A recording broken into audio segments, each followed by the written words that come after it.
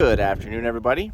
So a little update here on the farm. As you can see, we have a wheeled John Deere four-wheel drive tractor. We've never had a wheeled John Deere four-wheel drive tractor with the exception of my triple tractor up north. You can clearly see that this is not that tractor. So Dad picked up a used, I think it's a 2017, I think, something like that. I think it has similar hours to my triple tractor. It's in that 3,000, 3,500 range, something like that. Maybe closer to 3,500. But anyways, it doesn't really matter. This one is a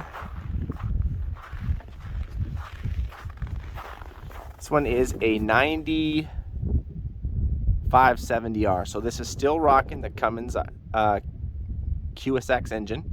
I do believe they call them QSX in the ag equipment, ISX in the truck equipment. And the reason why, no, Dad didn't trade anything for this, is because I'm actually, don't know where it is, but I have a 4-track, as you know, and I'm actually in the works of getting rid of my 4-track. I was actually going to get rid of it on some sprayers, but then that's been a whole debacle in itself, and I don't know what's going to happen with that deal yet. That's a whole other video in itself, so I'm not even going to go into that in this particular video. But so anyway, Dad was like, well, we're gonna have to get a replacement, so this would pull the Ashton's drill, I guess, the smaller 68 foot. So this one does not have a PTO, obviously. I think every other tractor on our farm has the PTO. This is the only one that does not have the PTO, and that doesn't really matter because we don't have to have so many tractors with PTOs. This one, obviously, you can tell it's a newer tractor because it has the plastic fuel tank. You know I have a pet peeve with the plastic fuel tanks. I'm not a fan of them at all. But there you go. It is the plastic fuel tank. And you'll note that it has, you can fill it. Whoa, what's going on with my camera here? Sorry about that. Let me stop. There, and you can clearly see, I think that's a little bit better. I was having some trouble with my camera there. You can actually fill this fuel tank from both sides. I don't believe it's a split tank. I've been wrong before, but what else? Oh yeah, it's running the 800s. So Dad went duals this time. It had some extra weight on it. I do believe it's a full suitcase up front. Maybe not actually. Yeah, it is full suitcase up front.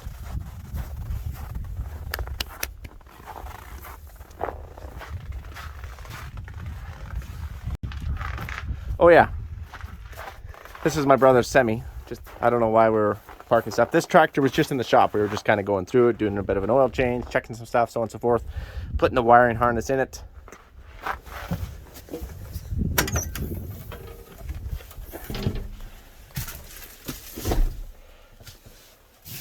Borgo wiring harness. This was actually taken out of the 1050 because remember that the 1050 with the triples on it pulled the 68-foot drill. We know that 1050 won't be around. And so we pulled that wiring harness out so that way we could put it in this tractor. Oh, that is not good.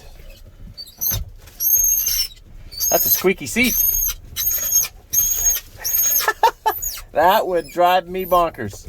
But anyways, they're gonna have to do some adjusting with some of these monitors, let me tell you. Anyways, fuel tank, yep. Cloth seat, I guess, on this one. Otherwise, everything else is the same.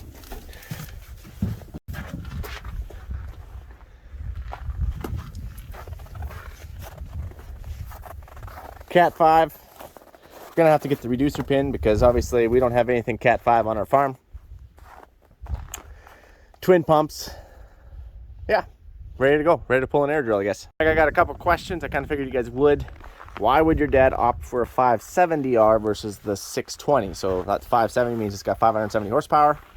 Why would you opt for that one over the 620 horsepower? We don't need another 620, especially if this one's going to pull the 68-foot drill. 570 is more than enough power. Okay, well then why would you opt for duals when you clearly opt for triples up north? And a lot of it just comes to whatever's available.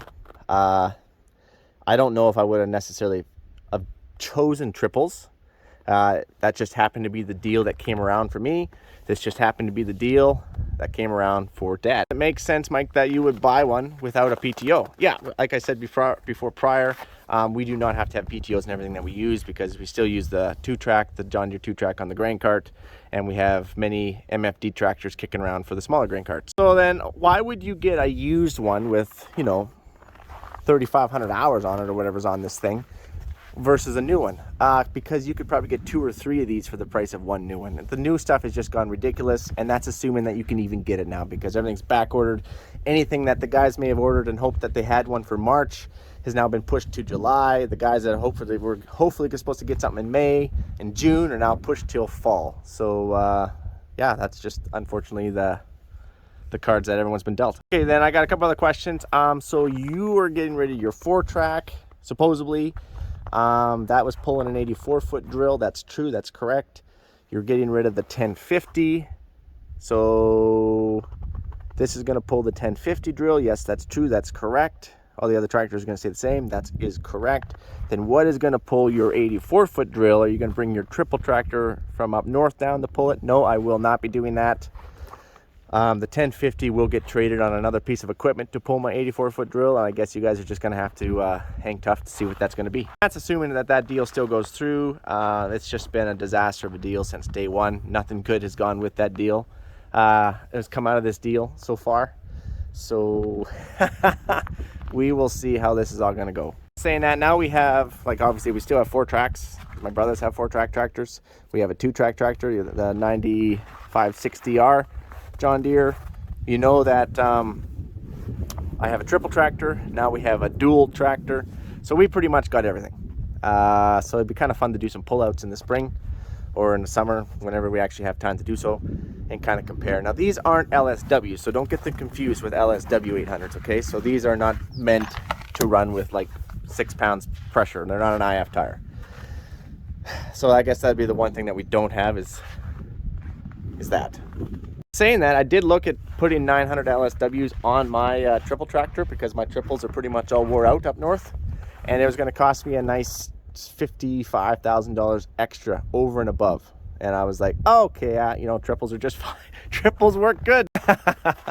So anyway, it's not the baby of the tractor, but we look forward to putting it in the field. And so Mike, is Ashton going to be running this tractor? No, she won't be. Chapel is keeping her busy. I do not believe she'll be doing any seeding this year, and she probably won't be doing any harvesting either. Hopefully we could still get her to do some shifting on the harvest. And don't get me wrong, she wants to be out there seeding and harvesting and spraying and everything, but now she has different responsibilities. Once Chapel gets bigger, hopefully he can run a piece of equipment, and that's going to free up Ashton again. And so yeah, no, it's just a different stage of life that we're walking through, and we are super excited to do so. And I don't believe this one has an engine brake. Our 4 tracks all have engine brakes, but the 2-track does not have one, and I don't believe this one does either. Anyways, you guys get the idea. You guys have yourself a good one, and we will do another update video here. I'm quite behind, very behind actually, but I just want to go seeding so bad. Seeding is my favorite time of the year. Christmas is an awesome time of the year. Christmas seeding, probably seeding still. But anyways, you guys have yourself a good one, and we will catch you on the flip side. Adios, amigos. Oh yeah, thought I'd just come down here real quick because there's been quite a few people who wanted to basically have a little hockey rink update.